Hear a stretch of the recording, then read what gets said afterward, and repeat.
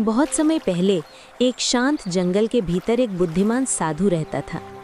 एक दिन जब वो नदी में स्नान कर रहा था, उसने देखा कि पानी में कुछ छोटा सा बहकर आ रहा है।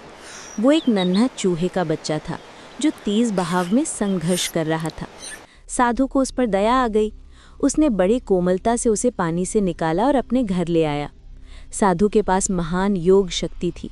अपनी दिव्य शक्ति से उसने उस छोटे चूहे को एक सुंदर बच्ची में बदल दिया। उसने उसे अपनी बेटी की तरह पाला पोसा, प्यार और देखभाल से बड़ा किया। समय बीतता गया और वो लड़की दयालु, सुंदर और बुद्धिमान युवती बन गई। एक दिन साधु ने सोचा, अब मेरी बेटी बड़ी हो गई है, अब उसका विवाह करने का समय आ गया है। उसने प्रेम से पूछा, बेटी, अब तुम युवती हो गई हो, बताओ तुम किससे विवाह करना चाहती हो? लड़की मुस्कुराई और बोली, पिताजी, मैं संसार के सबसे शक्तिशाली व्यक्ति से विवाह करना चाहती हूँ।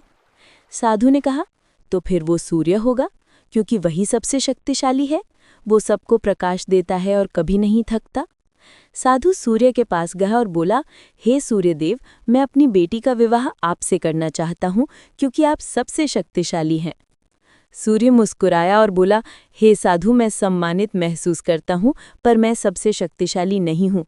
बादल मुझसे शक्तिशाली हैं, क्योंकि वो मुझे ढक सकते हैं और मेरी किरणों को रोक देते हैं। तब साधु बादल के पास गया और बोला, हे महान बादल, तुम सबसे शक्तिशाली हो, कृपया मेरी बेटी से विवाह कर लो।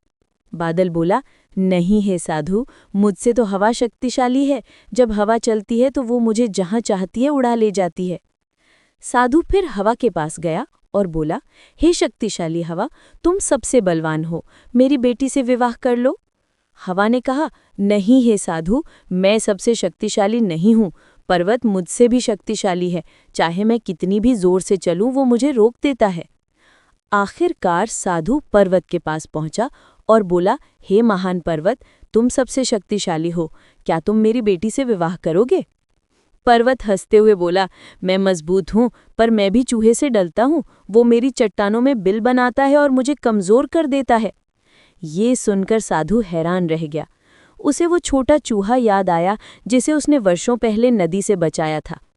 मुस्कुराते हुए उसने कहा, तो सच्ची शक्ति तो मूसी में ही है। मेरी बेटी भी कभी मूसी थी और उसका साथी भी मूसी ही होना चाहिए। साधु ने अपनी बेटी को फिर से मूसी में बदल दिया और उसका विवाह एक दयालु और बहादुर चूहे से कर दिया। इस तरह साधु ने समझा कि असली शक्ति अपने स्वभाव और सच्चे रूप को पहचानने में है। मूसी लड़की को भी अपना सच्चा सुख महानता या ताकत में नहीं, बल्कि अपने असली रूप और दिल की सादगी में मिला। विवाह के बाद दोनों मूसी बहुत खुश रहे और सदा सुखी जीवन व्यतीत करने लगे।